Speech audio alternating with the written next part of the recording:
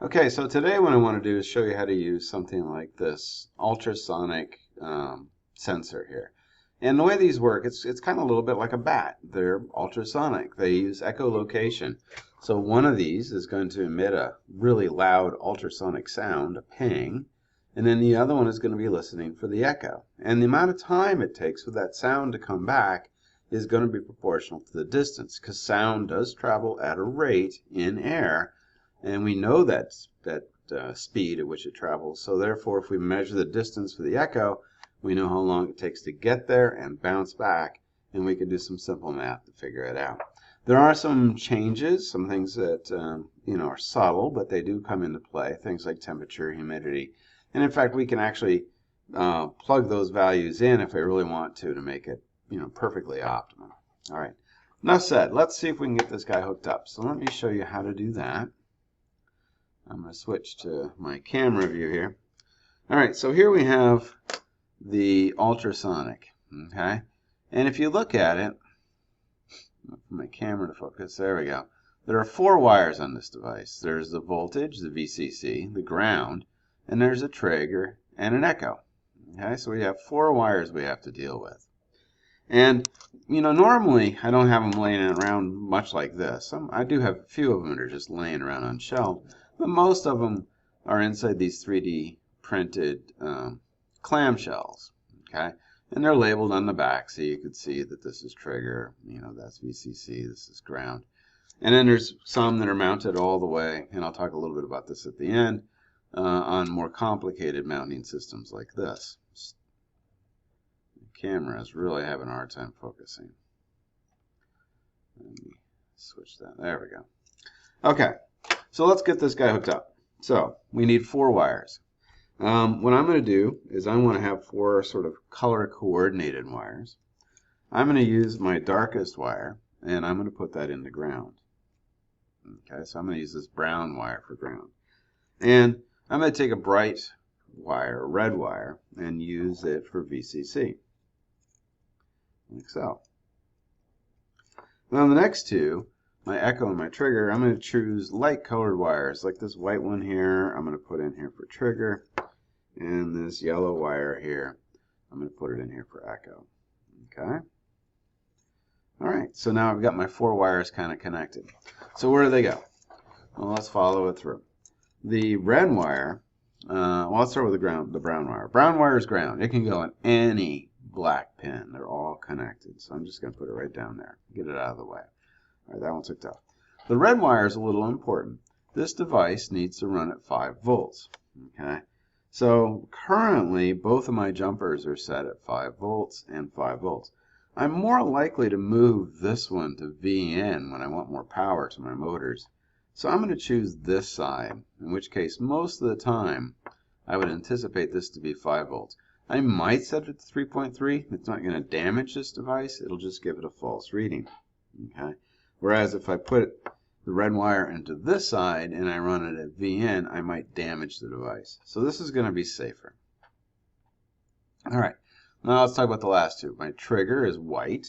I think I'll put it into pin, 5. So let's take a look. So that's 0, 1, 2, 3, 4, 5, like so.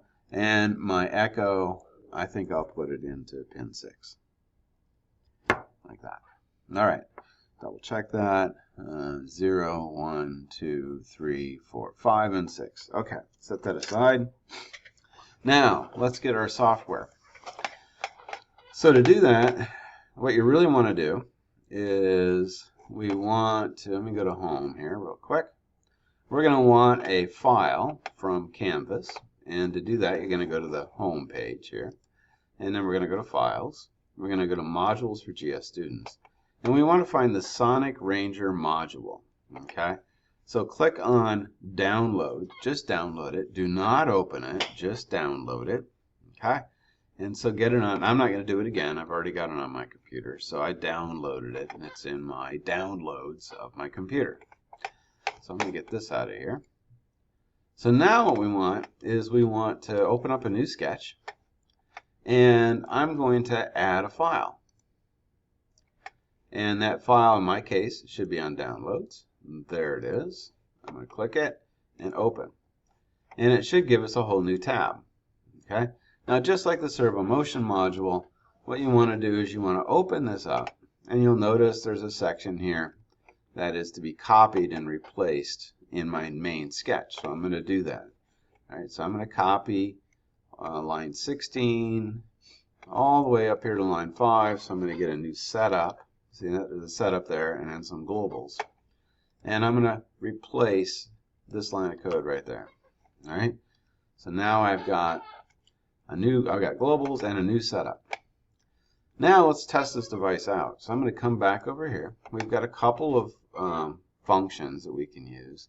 This one is a non-void function, so it returns a value. And this one is designed to write it in such a way that we can plot it so it doesn't put out any text.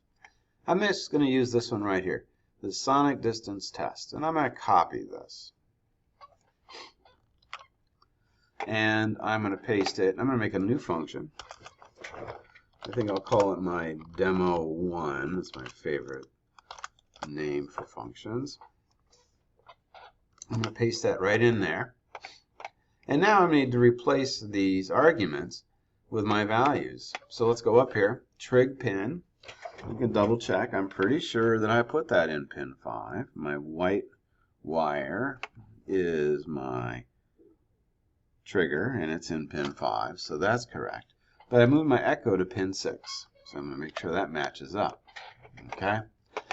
And now what I want to do is these arguments need to be replaced by these variables. So I am going to copy that variable, my trig pin 1, and put it right here. And then my echo pin 1 is going to go right here. And then this max expected range, that is in centimeters. And it's sort of like, how far do you want this thing to look, you know? The problem is, if you stand on the edge of the Grand Canyon and yell, it could be quite a period of time before the echo gets back to you. That's a really long distance. And if my robot was driving along, it would probably drive off the edge of the cliff just waiting for the echo to return. So this gives it sort of a maximum amount of time it's willing to wait. And it's going to be in distance. So I'm going to say, I don't know, a meter. So 100 centimeters. That gives me 100 centimeters of range, and after that it just says, nah, it's too far, I'm not going to worry about it. If I'm in a maze and I have a small space, you know, I don't need to listen for more than, say, 20 centimeters, 30 centimeters, stops. Okay? So you can set that, and it makes it more efficient because it doesn't actually get stuck waiting for it to actually get the echo back. Throw a semicolon on there, and then I'm going to call my demo1. And I think I'll throw a delay in here, I don't know, 200, so we can have a chance to read it. And then File, Save As. Let me give it some logical name. Ping Test 1.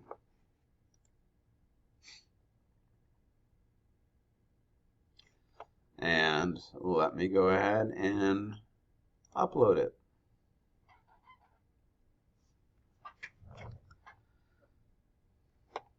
Okay, let's see if it worked. Open up my serial monitor. Oh, look at me. I don't even have it plugged in. Okay, let's try that again. It's plugged in. And that's actually from my test run. To be fair, I should re-upload it. Okay. And lo and behold, I'm getting some measurements.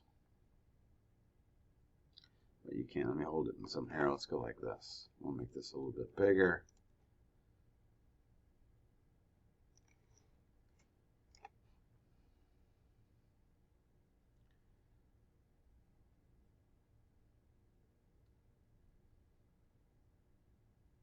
And you can see that it's measuring out the distance.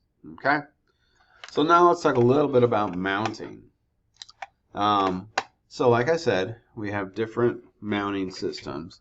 This is kind of rough. It doesn't really mount very well. If you use this by itself, you can actually, and it's really kind of nice. I like to mount them vertically like this. So you can just put it straight into the side. You can set the angle a little bit. It doesn't take a lot of footprint. And the other sort of advantage is that when it's facing you like this, if you're looking at something halfway, you can see that it would actually not catch the echo or maybe miss the ping. Okay? So when you mount it like this, it's really hard to cross an object without actually crossing both sensors. So by mounting it vertically, you might have a little bit of improvement in resolution, like for looking for the edge of a corner of a wall or whatever else. But the other option is to use something like this or a combination. We have a number of these 3D printed sort of arms. This will mount, for example, right here. And what you want to do there we go, get it just like this, is you actually drive, see how these holes are not threaded? You actually drive a screw up from the bottom into this, okay? And then that'll anchor it. And then from there, you can set this to whatever angle you want. You can tighten these screws and then, of course, wire it up, okay? You can have more than one. You can have a lot of these things. It does take 2 signal wires, so you know there's lots of empty spaces, so there's plenty of room to put a number of different sensors on.